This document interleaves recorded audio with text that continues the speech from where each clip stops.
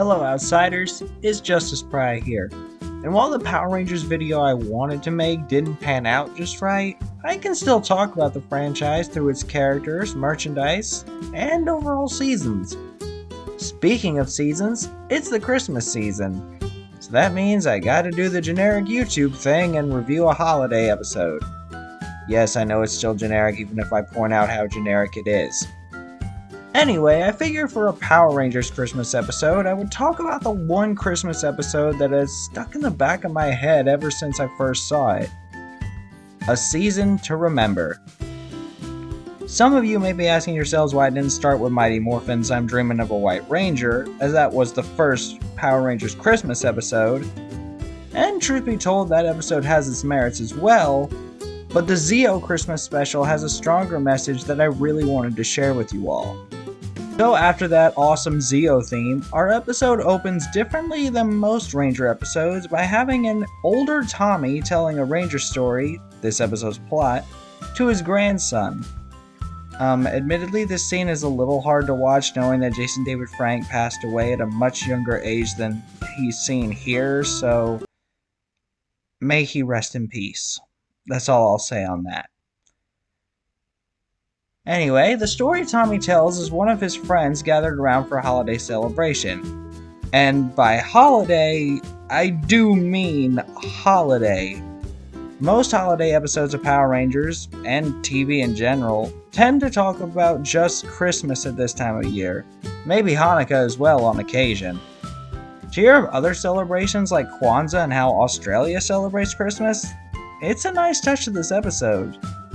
Power Rangers has always had a diverse cast, and this episode actually allows the diversity to set up the different cultural beliefs, which, considering this might be the most diverse cast Power Rangers has ever had, that really helps to sell the point of the episode. It's also a nice touch that everyone loves learning about the other cultures, for reasons we'll get into later. We then cut to the Machine Empire, and I could ask how Tommy knows about this when he's the one telling the story, same with the B-plot with Bulk and Skull, but it is a kids show and these elements would be required anyway by the production time. I'm not a heartless critic. Anyway, King Mondo plans to ruin the holidays through the invention of a bias beam, an invention that makes everyone feed into their biases and not listen to other beliefs or opinions. And this right here is why I wanted to bring this episode up. I don't have to tell you that the villains affect the Rangers because that happens in every episode, but I am going to tell you why this works. The bias beam as a concept is great for bringing out division. The two things people say never to bring up on the internet because of how much they divide is religion and politics, simply for the reason that these are the most biased subjects on the planet. And possibly sporting events, but that's a conversation for another day. Personal bias is a great tool to divide any team, but it works well for this episode simply because that concept overrides what the holidays are supposed to be about, really tapping into that holiday spirit. What makes the bias beam situation even better is how the Rangers solve the issue. We've had episodes before where characters are mad with each other due to competitions or jealousy, and they can be waved away with a simple solution. But this is a more serious situation. Zordon himself says, King Mondo's Bias Blaster has tapped into the most powerful evil known to mankind. Weapons are useless against this hatred. This is a good direction because while other issues covered on the show can be similar to ones to what you're going through, bias is a universal divider and the effects of that division should not have an easy solution. However, there has to be a solution, and there is one, in the form of a child who asks why they all are fighting. I know child actors are a mixed bag, but I think the idea of childhood innocence is exactly what this episode needed to help the Rangers.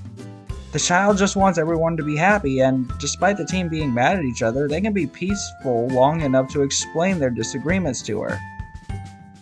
The child then sings a song about how we may all be different, but we all are united, touching the hearts of the Rangers and allowing them to look past their biases. This, I think, is a very human way to approach the issue, especially for a show that's based on action and sci-fi. Speaking of which, this episode, outside of the intro, features no appearance of the Power Rangers in their Zeo suits. There's no fight scene where the villain is defeated, it Instead, the Rangers save the day by just being themselves and helping each other. What makes this ending even better than that is the fact that Raymond brings a Christmas tree, Rocky and Adam bring Tanya the Kwanza candles, and Tommy brings a menorah, each giving love to a different culture from their own and showing how, despite our cultural differences, we are all people and all matter. I want to talk about this episode because this is the perfect episode for the holidays, especially in today's climate. It can seem like the world is divided no matter where we look, but if we just step back and acknowledge people as people, all equals regardless of our backgrounds, races, or cultures, we'll realize just how much better we stand in unity. So Merry Christmas, Happy Hanukkah, Happy Kwanzaa, and everything else in between that you may celebrate. I hope you don't mind if I still say have a God blessed day though as my outro. It's kind of my thing and I've never meant for it to be like a force of my biases onto you when I say it. Just expressing my beliefs the same way I want you to. So with that explanation out of the way, thank you guys so much for watching. Have a God bless day, everyone.